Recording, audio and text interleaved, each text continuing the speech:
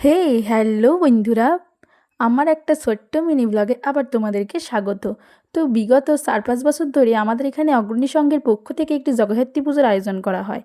আর জানো তো, এই বছর এখানকার থিম ছিল স্বয়ং মহাদেবের কেদারনাথের মন্দির।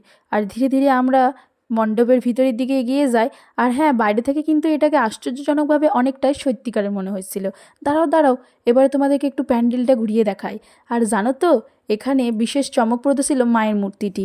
আমি তো মূর্তিটিকে হাঁ করে দেখছিলাম, আর এমন সময় একজন লোক এসে আমাকে ধমক দিয়ে বলে, এই যে ম্যাডাম, মুখের হাঁটা বন্ধ করুন, না হলে মশা ঢুকে যাবে। আর তাই শুনে আমি দুঃখে ধীরে ধীরে গুটিসুটি পায়ে বাইরের দিকে বেরিয়ে আসি।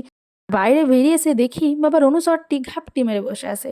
আর স্টেজের মধ্যে সেদিন গান করছিলেন স্বনামধন্য সঙ্গীত শিল্পী নচিকেতা চক্রবর্তী।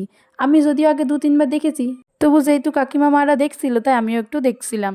এরপর চলে গিয়েছিলাম পাঁশকুড়া শপের দোকানে, কারণ মেলায় আমি আর খাওয়ার মধ্যে কিচ্ছু খুঁজে পাই নাই। আর জানো, সেদিন পাঁশকুড়া শপের দোকানে এতটাই ভিড় ছিল যে মানুষজন মারপিট করে পাঁশকুড়া শপ খাবেই খাবে। তাই আমরাও নিয়ে চলে এসেছিলাম। আর এই যে আমি দিলাম দিলাম দিলাম খপাত করে এক কামড়। এরপর গুটি গুটি পায়ে আমরা 3জন গল্প করতে করতে অবশেষে বাড়ির উদ্দেশ্যে রওনা দিই।